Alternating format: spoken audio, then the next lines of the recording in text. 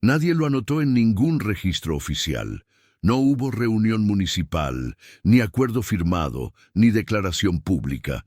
Simplemente un invierno en que los precios de los alimentos subieron tanto que algunas familias comenzaron a saltarse una comida por día. 10 hogares distintos tomaron la misma decisión en silencio: confiar en una granja que casi nadie recordaba que existía. No era una granja moderna. Era un predio de 12 hectáreas, al borde de un camino de tierra, con una cerca de madera que alguien había reparado tantas veces que ya no quedaba ningún poste original. Pero algo en ese terreno, su agua, su historia, la calidad particular de su suelo oscuro, había alimentado a gente antes y volvería a hacerlo. Esta es la historia de cómo 12 hectáreas y la decisión colectiva de 10 familias de trabajar juntas, sin esperar ayuda de nadie, se convirtieron en la diferencia entre pasar hambre y tener la mesa llena durante 3 años consecutivos. No es una historia sobre tecnología ni sobre capital. Es una historia sobre lo que ocurre cuando la necesidad real obliga a la gente a recordar lo que sabe hacer. El pueblo de San Isidro del Monte había sido zona agrícola durante generaciones. Pero en 2 décadas, todo eso cambió.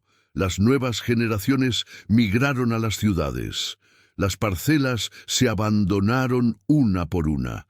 Para cuando la generación más joven regresó, expulsada de ciudades donde el costo de vida los había vencido, la infraestructura agrícola local era una sombra de lo que había sido.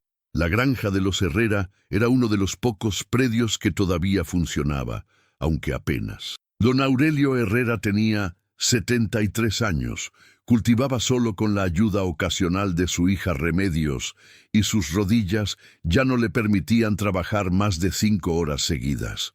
12 hectáreas necesitan mucho más que eso. 8 de ellas llevaban años esperando manos que nunca llegaban. Ese momento llegó de una manera que nadie planificó. Fue en noviembre del primer año difícil. El precio del aceite había subido 40% en 8 meses. El pollo costaba casi el doble.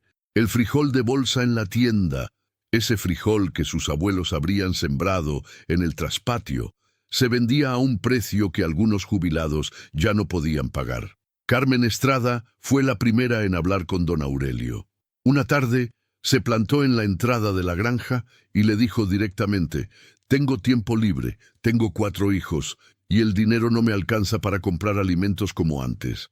¿Me dejarías trabajar aquí a cambio de una parte de la cosecha?» Don Aurelio la miró en silencio durante un momento. Luego respondió: «Hay tierra de sobra. Si traes más gente, mejor».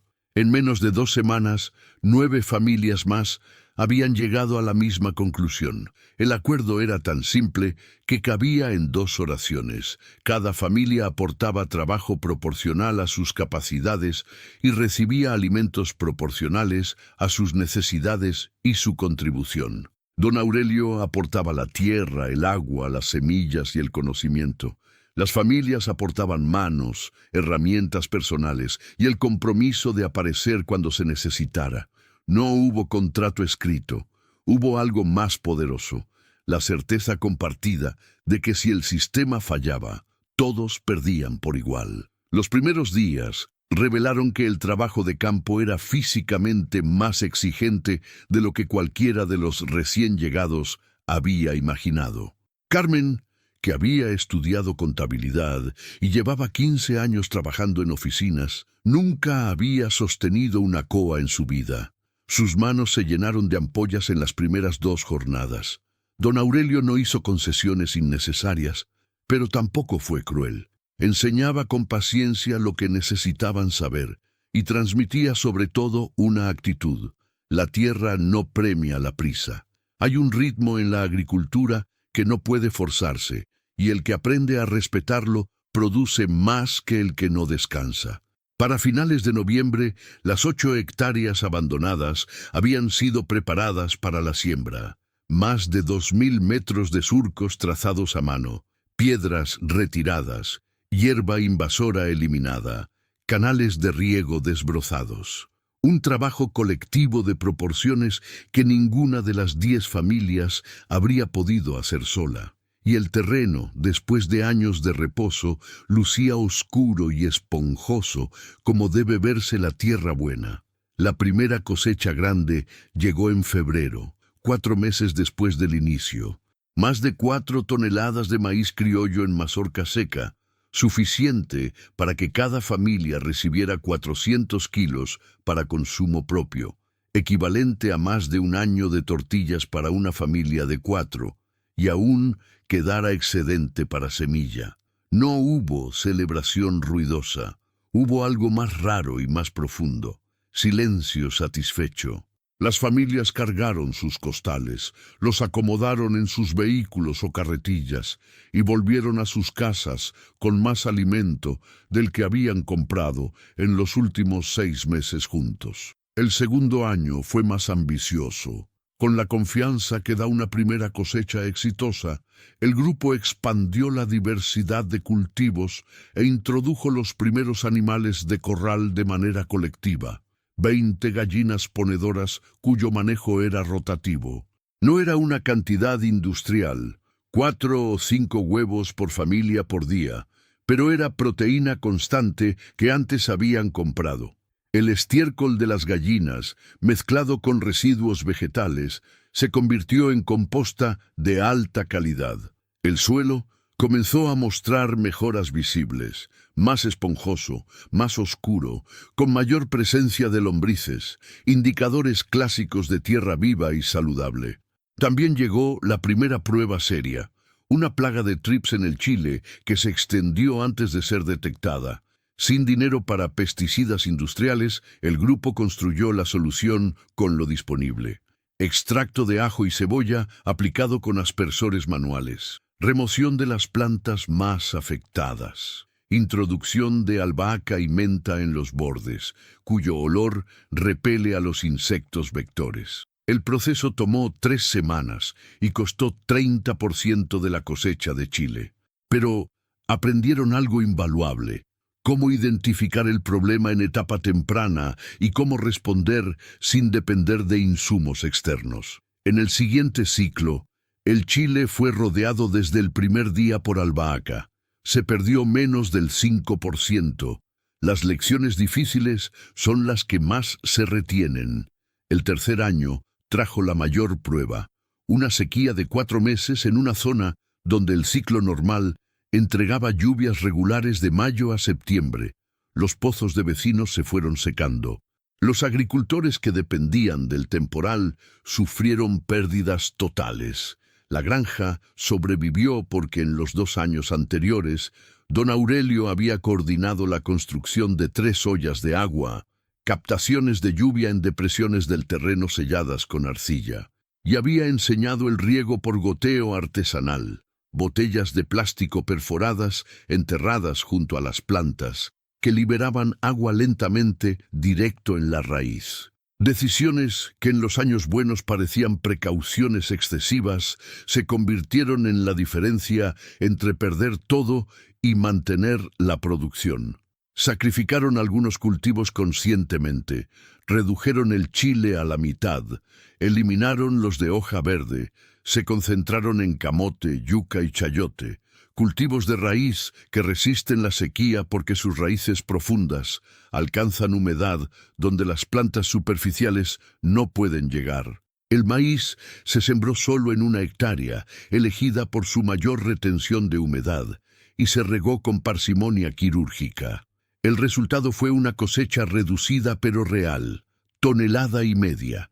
No era suficiente para un año completo de tortillas, pero junto con todo lo demás alcanzó. Nadie en las 10 familias pasó hambre durante la sequía. Cuando los vecinos lo supieron, no podían creerlo. Fue después de la sequía cuando comenzaron a llegar los curiosos. Un maestro pidió traer a sus alumnos. Una mujer de pueblo vecino llegó a preguntar si podía unirse. Un ingeniero agrónomo jubilado del pueblo apareció una mañana y ofreció sus conocimientos de manera voluntaria. Don Aurelio recibió a todos con la misma reserva tranquila. Los niños podían venir, pero tenían que trabajar algo mientras estuvieran, no solo mirar. El agrónomo jubilado, don Porfirio, comenzó a explicar el porqué científico de las prácticas que don Aurelio aplicaba por intuición. ¿Por qué funciona la asociación milpa? ¿Por qué la composta mejora la actividad microbiana? ¿Por qué la cubierta vegetal viva reduce la evaporación? Cuando las familias entendían no solo qué hacer, sino por qué, replicaban las técnicas con más precisión. El aprendizaje pasó de ser imitación a ser comprensión. Al final del tercer año, las 10 familias habían cubierto entre el 60 y el 80% de su consumo básico de alimentos con producción propia. Y el conocimiento acumulado no tenía precio de mercado. Podían identificar 20 variedades de plagas comunes, preparar 4 tipos de abono orgánico, leer el suelo con las manos, planificar un ciclo agrícola completo de 12 meses. Carmen anotó en su cuaderno el resumen de los 3 ciclos. Más de 16 toneladas de alimentos diversos, distribuidas entre 100 personas durante 36 meses. El número la sorprendió incluso a ella, que lo había registrado todo. Guardó el cuaderno, apagó la luz y pensó no tanto en la comida que se había producido y consumido, sino en lo que era invisible, la confianza, el conocimiento compartido, la costumbre de aparecer y trabajar aunque nadie esté controlando que uno lo haga. Las manos que saben cosas que antes no sabían. Don Aurelio cumplió 76 en medio de la segunda cosecha del tercer año. Sus rodillas no habían mejorado. Pero algo en él sí. Había recuperado una energía que Remedios pensaba perdida para siempre. Llegaba primero y se iba último. Tenía opiniones sobre todo. Reía con más frecuencia. Hay algo en ser necesario de verdad que ninguna medicina puede reemplazar. Un sábado de noviembre del cuarto año, cuando los primeros brotes del nuevo ciclo comenzaban a asomar en la tierra recién preparada, Mateo, el hijo pequeño de Carmen, que tenía 10 años y había llegado a la granja por primera vez a los 7, con los pies arrastrando, llegó antes que todos. Se agachó entre los surcos y comenzó a deshiervar solo, sin que nadie se lo pidiera, con la concentración silenciosa de quien sabe exactamente lo que está haciendo. Carmen lo vio desde la cerca y no dijo nada, solo lo miró durante un momento. Había cosas que ninguna crisis económica le podía quitar a su hijo. Ya no.